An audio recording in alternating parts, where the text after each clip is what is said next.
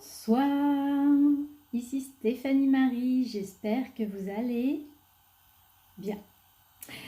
Bienvenue sur ce 18e live pour le défi Conscience et Évolution pour célébrer la naissance de l'Académie Conscience et Évolution. J'espère que vous avez passé un agréable week-end, que vous avez profité du beau temps hier, je crois. Et puis, je dis ça, mais en même temps, je me fie à l'endroit où je suis, qui n'est pas forcément le vôtre. Bref, j'espère que vous allez bien et que vous avez passé un bon week-end. Alors, ma prise de conscience du jour. Alors, aujourd'hui, j'ai pas eu une journée de folie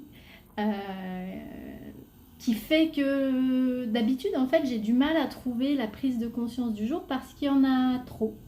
Il y a beaucoup de choses en fait qui se passent dans une journée et puis du coup ça m'oblige à chaque fois à répertorier tout ce qui m'est arrivé, enfin ça m'oblige dans le sens où c'est positif, à répertorier tout ce qui m'est arrivé et puis à en tirer le point que j'ai envie de partager avec vous. Et puis là aujourd'hui j'avoue que c'était une journée où j'ai plutôt pas fait grand chose, beaucoup de Netflix. Et puis voilà, puis du ménage, enfin des trucs hyper fun où forcément les prises de conscience sont un peu réduites. Mais il m'est arrivé quelque chose aujourd'hui que j'ai trouvé chouette. Bonsoir aux gens qui arrivent en live et puis bonsoir également à ceux qui seront là en replay. N'hésitez pas à me faire un petit coucou ou à me laisser un petit cœur, un petit pouce, un petit quelque chose pour me montrer que vous étiez là.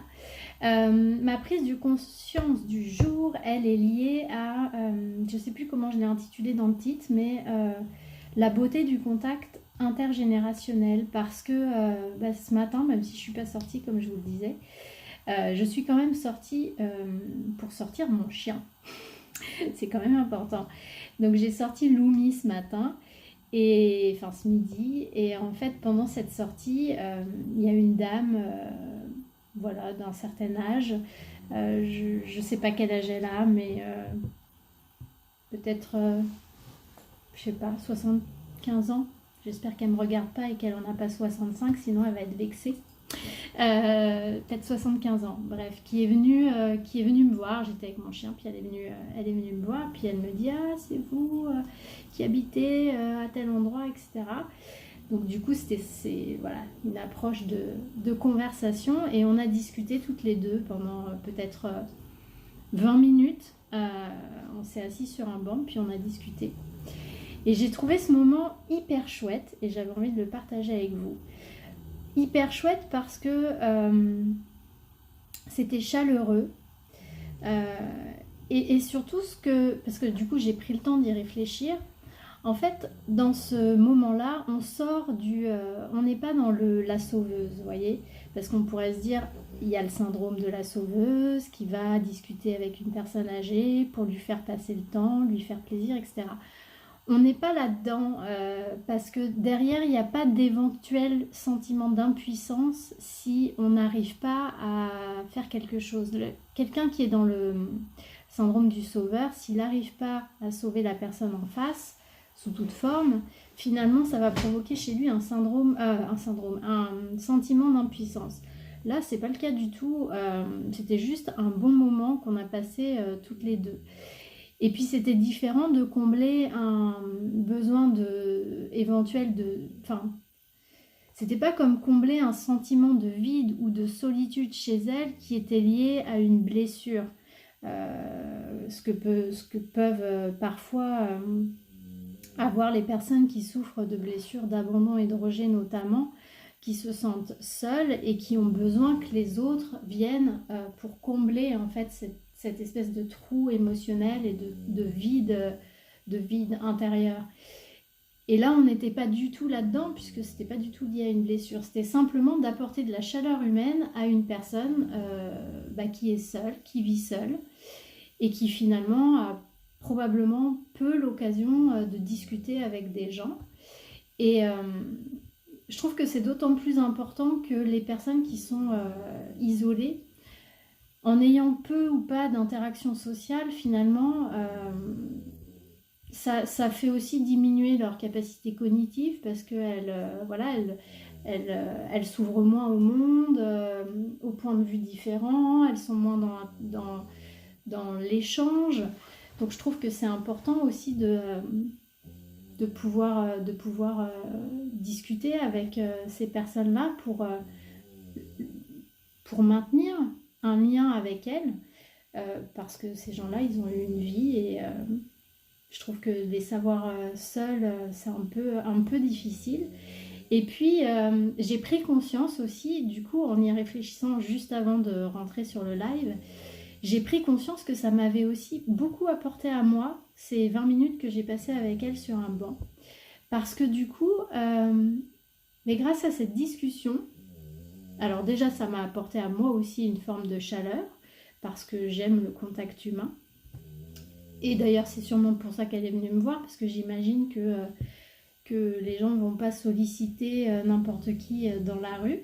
Mais du coup, ça m'a appris des choses en fait, parce que justement, elle est d'une génération différente.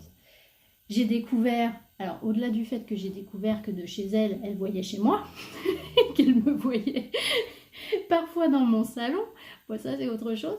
Mais sinon, j'ai découvert que là où j'habite, par exemple, c'était un champ de fraises avant que ce soit construit. J'habite dans une résidence des années 70, je crois. Et donc, j'ai découvert qu'avant, cette résidence, c'était un grand champ de fraises et que c'était un terrain fertile. Je ne le savais pas. J'ai découvert qu'avant, quand elle était jeune, enfin plus jeune, elle allait avec son mari de l'autre côté de la rivière, parce que j'habite près de la rivière, de l'autre côté de la rivière, dans les bois, et il y avait une source où ils pouvaient aller chercher de l'eau gratuitement.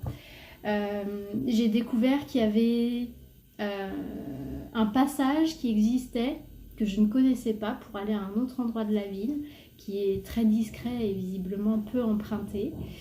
J'ai découvert, ça c'est plus actuel, mais j'ai découvert qu'il y avait des manifestations contre le pass sanitaire dans la ville où j'habite, alors que je pensais que c'est pas une petite ville, mais c'est pas non plus une ville énorme.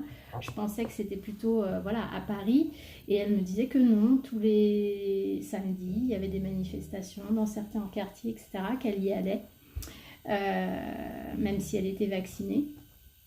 Et voilà, donc j'ai découvert des choses inattendues. C'était comme des petites perles. Moi, je trouve ça génial. C'est vrai que j'ai tendance à m'émerveiller facilement et à justement voir la beauté de toutes les petites choses auxquelles peut-être certaines personnes ne font pas attention, mais je pense que vous qui m'écoutez, vous êtes comme moi. Vous êtes des personnes conscientes, en tout cas de plus en plus conscientes, des personnes qui aiment voir la beauté des choses, des personnes qui travaillent sur elles, j'imagine, si vous me suivez. Et voilà, toutes ces choses-là, ça apporte de la chaleur. En tout cas, voilà, j'avais envie de vous partager ça. C'est pas un long live, mais vous voyez, je pense que si cette femme est venue me voir, qu'elle est venue papoter avec moi, c'est sûrement qu'elle a senti qu'elle pouvait le faire. Et c'est vrai que j'ai remarqué, du coup, parce que j'y ai réfléchi, et j'ai remarqué qu'il m'arrive très souvent, quand je me promène, que des personnes âgées viennent me voir et viennent discuter avec moi, trouvent un prétexte pour venir discuter avec moi. Alors je ne sais pas si elles le font avec tout le monde et que peut-être parfois elles se font rembarrer, ou si c'est parce que, je sais pas. Je vous parlais l'autre jour sur un autre live des connexions énergétiques avec les gens, où elles sentent que je suis une personne avec laquelle on peut oser venir parler même si on ne se connaît pas.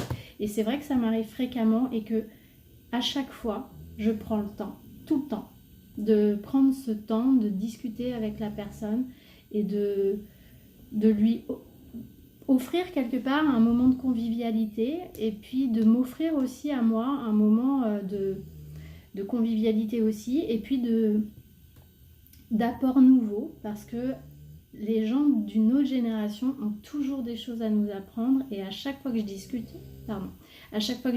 avec des personnes d'autres générations, j'apprends toujours des choses que je ne connaissais pas, comme là. Voilà, donc je trouve que c'est chouette. Voilà ce que j'avais envie de vous partager ce soir.